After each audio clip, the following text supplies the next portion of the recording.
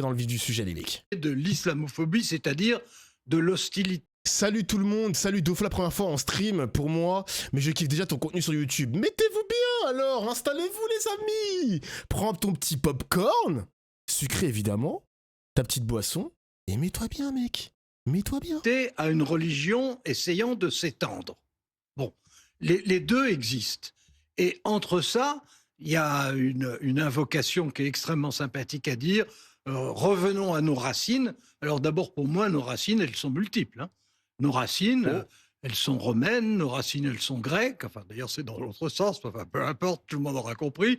Nos racines, elles viennent effectivement du christianisme, mais nos racines, elles viennent aussi au départ de la Germanie, hein, puisque la plupart des Français sont de ce qui est devenu les Gaulois, les Français.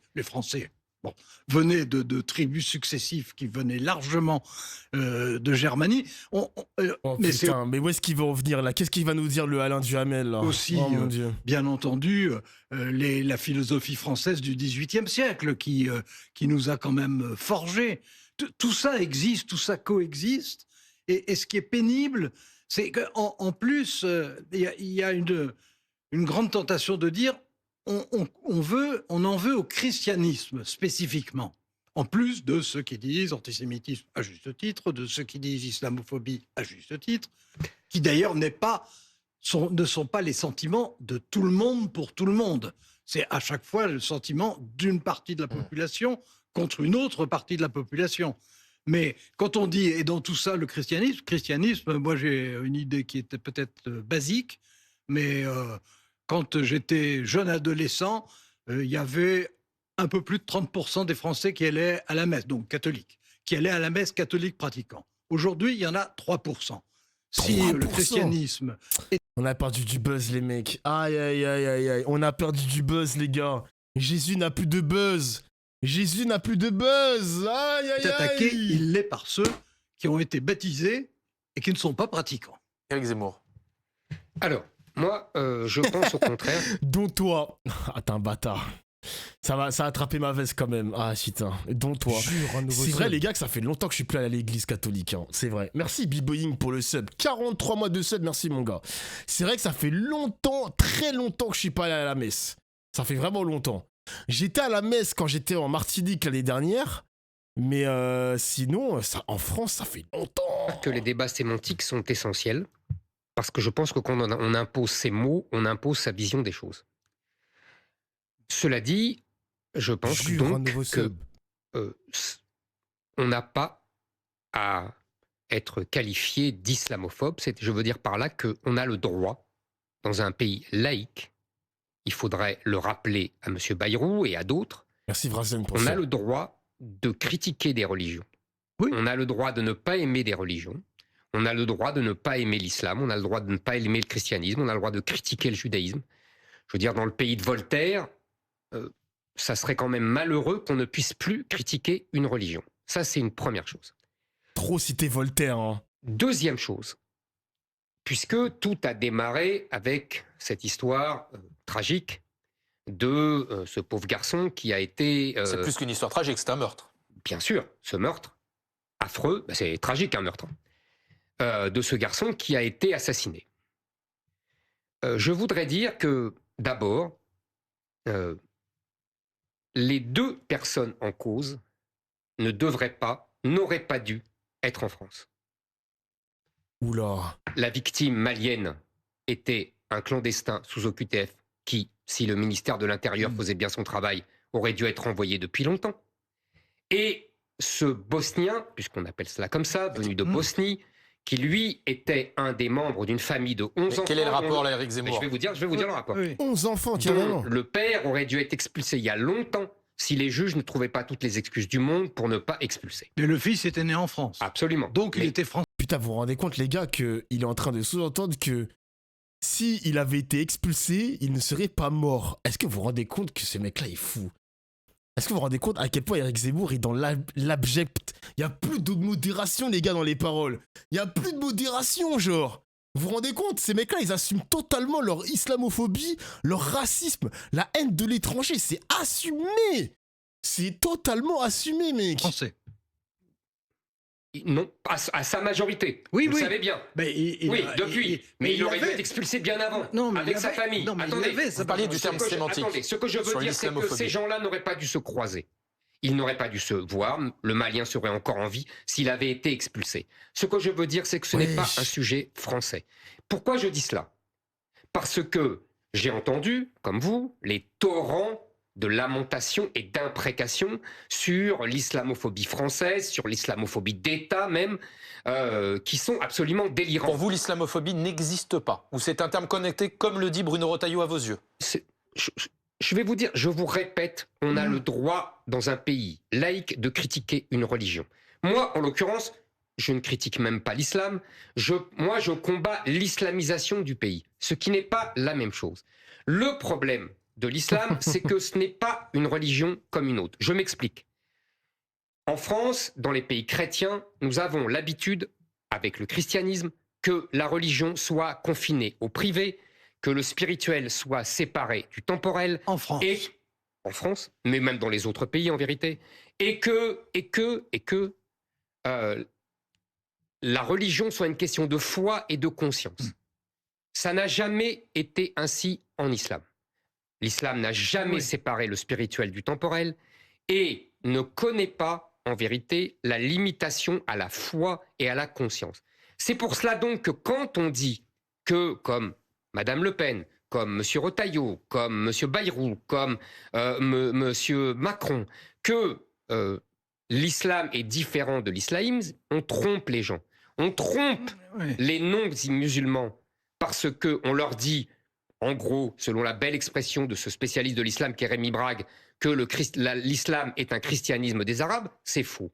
Ce n'est pas le christianisme des Arabes. Et par ailleurs, on trompe même les musulmans, et c'est encore plus important, parce qu'on leur fait croire qu'ils peuvent pratiquer leur religion comme en terre d'islam. Or, c'est faux. La plupart des musulmans, des Français de confession musulmane, respectent les lois de la République. Mais ça n'a rien à voir avec les lois de la République, cher monsieur. Non, puis je répondrai. Attendez, parce que c'est pas fini. Quand vous avez... Oh, l'intervention du journaliste, mon gars.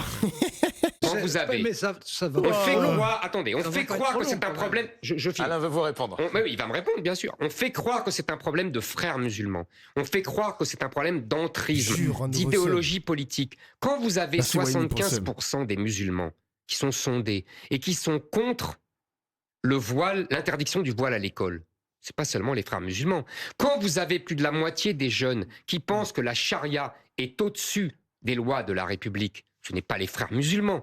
Donc moi, je dis aux musulmans, je n'ai rien contre votre religion, mais simplement, votre religion n'est pas compatible avec la France. Je ne parle même pas des lois de la République. C'est l'esprit de la France où on confine la religion au privé. Donc soit les musulmans... Putain, c'est ouf quand même, hein, de dire ça comme ça, à la télévision et tout là. Wesh, c'est assumé. C'est assumé, les mecs, hein. C'est fou quand même comment cette parole, elle a été démultipliée. T'entends ça partout sur les plateaux, hein. Ça m'étonne même pas que Pascal Praud, il prononce la même chose aussi, les gars, hein. Le mec, il dit n'importe quoi, c'est Barjo. Les gars... Quand tu écoutes les discours d'Éric Zemmour, hein, je pense que vous devez faire l'exercice sur Internet, les gars. J'ai plus de feu? Ah si, j'ai du feu. Quand vous écoutez Éric Zemmour, il y a 5-6 ans, son combat, c'était que l'islamisme. Il n'y avait presque même pas le mot islam qui sortait de sa bouche. Plus on avançait dans le temps, et plus on remarque que maintenant, son ennemi, c'est plus l'islamisme, mais son ennemi, c'est l'islam tout court, mec. Tu fumes de flan? Non, c'est juste pour allumer mes bougies. Mes petites bougies. Mec, c'est triste à dire, mais maintenant, ces paroles-là, les gars, on va les entendre de plus en plus à la télévision maintenant. Ça va être totalement assumé, hein. Ça va être totalement assumé. Par contre, quand un représentant de l'Église est incapable de dire que les lois de la République sont supérieures à l'Église, il était en mode avion. C'est vrai qu'on avait un représentant de l'Église catholique qui était invité sur le plateau de télé de BFM TV. On lui avait posé la question. Il a botté en touche. Ah, mais je crois que c'était le mec de Stanislas. Je crois que c'était le directeur d'école de Stanislas qui est un catholique bien... un bon fervent catholique. Donc je crois que c'était lui, le mec de Stanislas. Non. On peut faire évoluer leur religion. Et ils sont les bienvenus en France. Soit ils ne veulent pas, ce que je peux tout à fait comprendre, mais là, ils ont 50 pays musulmans pour aller pratiquer leur religion comme ils l'entendent. Alain Duhamel, vous répondez. C'est un malade, wesh. Il a dit, il y a 50 pays, votre islam n'est pas compatible avec la France, il y a 50 pays, cassez-vous. Mais ce mec est fou quand même, ce mec est totalement fou, putain. Alors, il y a un point. Le journaliste, il le reprend même pas, le journaliste. Hein. Il est en mode, bon, allez, tranquille, ça passe. Alors que les musulmans sont français quand même. Hein. Il y a des Français musulmans, quoi. Sur lequel Éric Zemmour dit quelque chose d'exact. Tout raciste. À mes yeux.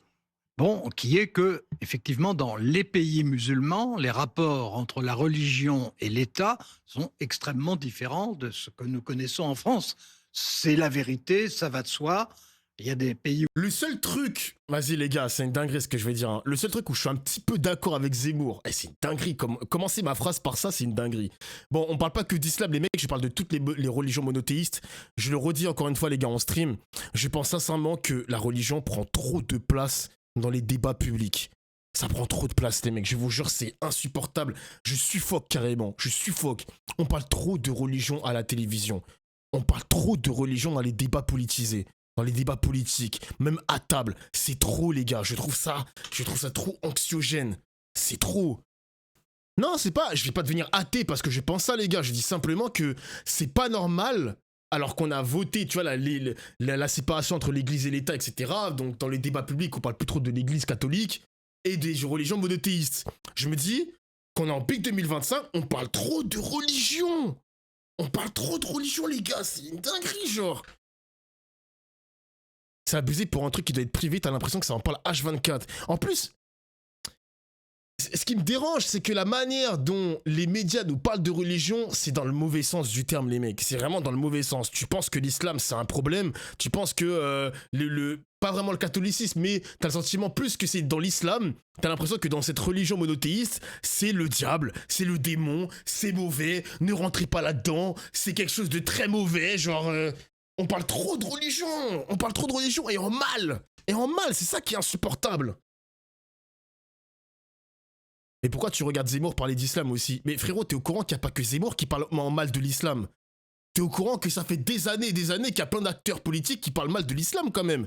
T'es au courant, j'espère? C'est pas que Zemmour, hein? Mais c'est la team de Bolloré qui parle de religion, Dofla. Mais les gars, c'est la team Bolloré, ok. Mais là, Alain Duhamel, il parle aussi de religion. Les journalistes de BFM TV parlent aussi de religion, les mecs. Je sais pas. Genre, j'ai vu un extrait de Sarah Knafo sur France Télévisions, le service public, on lui a posé la question sur l'islamophobie. Sur l'islamophobie. Genre, les gars, même sur le service public, ça parle de religion. C'est une obsession. C'est une putain d'obsession, les mecs. Même les journalistes sont baignés dans cet engrenage-là. Genre, ils sont dans ça, littéralement, genre. C'est une dinguerie. C'est insupportable. Où c'est poussé à l'extrême, comme l'Iran. Et puis, il y a d'autres pays qui sont des pays théoriquement laïques, mais dans lesquels la place de la religion, son influence non seulement sur les mœurs, mais même directement sur la législation, est dominante. Voire, dans certains, hégémonique. Pas dans tous, mais dans certains. Bon, ça existe. Non, il y a des degrés. Il y a des pays... Hégémonique, c'est pas totalitaire. Non, mais il y a des degrés. Il y a des pays dans lesquels l'empreinte sur la législation est massive, d'autres sur lesquels il y a des compromis. Bon, enfin, de toute façon, si j'ose dire, ça n'est pas notre problème parce que ça n'est pas notre situation. Je suis tout à fait d'accord avec vous. Bon, ensuite... Mais non, les gars. Mediapart, mais non. Wesh, les gars. Mediapart. Je vais faire la même blague, je m'en fous, je vais faire la même blague. À chaque fois que je vais me faire raid par Mediapart, je vais faire la même blague. Twitter. Attends. Vous savez ce que je vais faire comme blague, les gars? Vous savez, c'est le remake. Merci pour le raid. Merci pour le raid, Mediapart, mais c'est pas normal, ça. Mediapart, c'est quoi ça? C'est quoi ça? Je l'ai jamais parlé, hein. Je l'ai jamais arrobas sur Twitter. Pourquoi il m'a bloqué? Genre, je comprends pas. Je sais pas qui c'est. Enfin, si, je sais qui c'est, mais quand même. Je vais vous faire un pressing matin, midi, soir. À chaque fois que vous allez me raid, merci à vous d'ailleurs, à chaque raid, je vais vous mettre un pressing. Pourquoi Edoui Plenel m'a bloqué? Pourquoi? Je ne sais pas qui c'est. Je l'ai jamais parlé, je ne l'ai jamais arrobase. C'est qui? On peut me débloquer ou? En France, on a... Merci Bob l'éponge pour le sub, merci mon gars. Donc là, pourquoi tu bloques les gens sur Twitter? T'es con quoi? C'est pas moi qui l'ai bloqué, t'es con. Bloqué car tu n'as pas la bonne moustache. Ah merde, fuck. On a connu la période pendant laquelle, au nom de la religion, auquel on assimilait l'État et les lois, les uns étaient supportables et les autres ne l'étaient pas. Hein. C'est ce qu'on appelle les guerres de religion, qui ont été une abomination à tout point de vue, et dont on a eu beaucoup de mal à se sortir. Et on s'en est mal sorti. On a la chance d'avoir un pays qui est vraiment un pays laïque, vraiment laïque. Par rapport aux États-Unis, on est un pays beaucoup plus laïque. D'ailleurs, la preuve de ce que je dis, c'est que beaucoup de commentaires... Mais j'ai compris, mais tu fais pareil, non? Mais frérot, j'ai bloqué sur Twitter tous les fils de pute de racistes, quel est le problème? T'es bizarre, toi. Mais attends, mais c'est quoi ces commentaires? Fais un débat avec Bassem. Pourquoi la communauté noire ne se mobilise pas? Pourquoi tu bloques les gens? Mais c'est qui ce gars? Mais qui... Je peux avoir des vues en normal, s'il vous plaît? Normaux, normal, je sais pas, moi. Soyez normaux, les gars, on est lundi! On est à peine lundi, wesh! C'est qui ce gars? On peut avoir des mecs normaux, pitié? En plus, j'ai passé une bonne journée, ouais. J'ai mangé une bonne crêpe et tout. Bon, il y avait des champignons, mais casse les couilles, quoi. Les commentateurs anglo-saxons ont toujours du mal à comprendre comment nous fonctionnons. Bon, nous, on n'a pas Dieu sur nos billets de banque. Bon, etc. Et on ne jure pas sur la Bible quand on prend ses fonctions de président de la République. C'est vrai, ça. Donc, on est un pays laïque. Dans ce pays, toutes les religions qui ont leurs convictions, je ne dirais pas toujours sont bienvenues parce que c'est un peu hypocrite, mais ont le droit d'être là, ont le droit d'avoir des fidèles qui entrent en France. Je vais demander un truc à ChatGPT pendant que le débat il défile. Je me demande si les États-Unis, est-ce que c'est le seul pays au monde où tu jures sur la Bible quand tu prends tes fonctions de président? Attends, je vais regarder sur... Et qui, je vais me renseigner. Évidemment, quand c'est dans la légalité, à ce moment-là, ont le droit de pratiquer leur religion. Est-ce que... Qu'est-ce qu'on entend par religion, Alain Duhamel? Alors, attendez. Qu'est-ce qu'on entend par religion? Attendez, je vous ai laissé. Est-ce que vous... c'est persécuter les homosexuels? Est-ce que c'est interdire aux jeunes femmes d'avoir des mini-jupes? Est-ce que c'est de sortir le... Ah, ils parlent encore de l'islam, les mecs. Aïe, aïe, aïe, aïe. De prière dans les entreprises. Alain, tout ça, c'est la religion islamique. C'est la religion islamique. Alain Duhamel. Alors, il y a donc un certain nombre de religions qui cohabitent en France. Et il faut quand même relever au passage que pour la plupart des Français, quelle que soit leur religion, la cohabitation ou la coexistence... Ah les gars, j'ai une question vite fait, les rebeux du chat, là, j'ai une question pour vous. On est d'accord que je n'ai pas le droit de voir vos genoux? Je peux pas voir vos genoux, les rebeux, genre c'est interdit, on est d'accord? C'est interdit. Est-ce que pour 1500 €, genre, est-ce que pour 1500 €, je peux voir vos genoux ou pas? Genre, je peux... genre, un petit chèque, genre, tranquille. Garde tes 1500. Ah, pour 1500 €, vous montrez pas vos genoux? Qui le fait? Un SMIC, j'y réfléchis. Ça va, les gars. C'est un genou. C'est un genou. Tranquille. Pose la question à Chini Dofla. Oh, putain. Est-ce que Chini, il est en stream? Oh, j'ai envie de créer de la fitna, les mecs. Je suis dans la fitna, mon gars. Non, il est pas en stream, putain. Non, quel dommage. Quelle grâce. Ah. Se passe correctement. Non, elle se passe très mal. C'est faux. Ah, je suis mort, putain. J'ai dit pour beaucoup de Français. Non, elle se passe très... C'est pas bien, Dofla, tu t'égares. C'est bon, la team premier degré, allez vous faire foutre. Ça y est, on est lundi, j'ai envie d'arrêter, les gars. Ça y est. Eh ben, je continue. Vous n'avez pas mon humour, c'est pas grave. Je continue quand même. Bah oui, il faut le dire. Laissez terminer Alain. Il faut le dire, il faut que vous le disiez. Oui, parce que vous le pensez. Exactement. Et moi, il ne faut pas que je le dise parce que je ne le pense pas. C'est faux. Alors maintenant... Demandez aux Français, ils savent que ça se passe mal. Alain Duhamel, poursuivez. Putain, les mecs... Bon là, depuis tout à l'heure, ils critiquent l'islam. Les gars, les seuls pays au monde où le président élu jure sur la Bible, t'as les États-Unis, mais... Alors, aux États-Unis, le geste n'est pas obligatoire selon la Constitution. Genre, Donald Trump n'est pas obligé de jurer sur la Bible. Pareil pour Obama ou je ne sais pas quoi.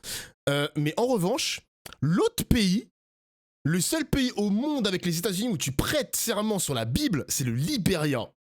Le Libéria, mesdames et messieurs. Au Libéria, donc le président actuel, je crois que c'est le footballeur George Weah. Je crois qu'il est encore président du Libéria, hein, je crois. Et du coup, quand il prête serment... Ah, c'est plus lui le président? Bref, peu importe. Le président du Libéria prête serment sur la Bible. Voilà. président du Libéria. C'est qui? Il était président jusqu'en 2024. Ensuite, il y a eu un successeur. Ok. Président du Libéria. Successeur, Monsieur Boakai. Boakai. Ok. Très bien. Vous êtes intelligent et vous êtes habitué au débat. J'aimerais bien que vous vous contentiez de dire ce que vous pensez et que vous ne me disiez pas ce que moi je dois penser. Je me permettrai pas. Ben si, c'est ce que vous avez fait là. Bon, alors j'en reviens à ce que je voulais dire. Il y a bien entendu beaucoup de cas dans lesquels les choses ne se passent pas de façon satisfaisante. Il ne faut pas être hypocrite, c'est la réalité. Il y a bien entendu des animosités qui existent, qui ne sont pas globales, qui se vivent de façon très différente selon, en gros, selon la composition de la population dans chaque partie du territoire. Il y a des endroits où ça se passe bien, il y a des endroits où ça se passe moins bien. Bon, la religion musulmane a, c'est vrai, je ne dirais pas le contraire, l'aspiration de vouloir effectivement se refléter dans la législation. En France, elle n'en a pas les moyens. Et d'ailleurs, je trouve que c'est très bien comme ça. On ne fait pas la législation de l'islam en France. Bon, et je trouve que c'est non seulement souhaitable, mais que c'est absolument nécessaire pour qu'il y ait une cohabitation qui soit viable. Alors maintenant, qu'il y ait des tentations, qui est d'abord, parce que sur ce point, je ne vais pas vous dire le contraire, puisque c'est la réalité. Quand c'est la réalité, je ne la nie pas. Que les sondages montrent que vous avez une proportion de jeunes musulmans, par exemple, qui voudraient que la charia soit appliquée, etc.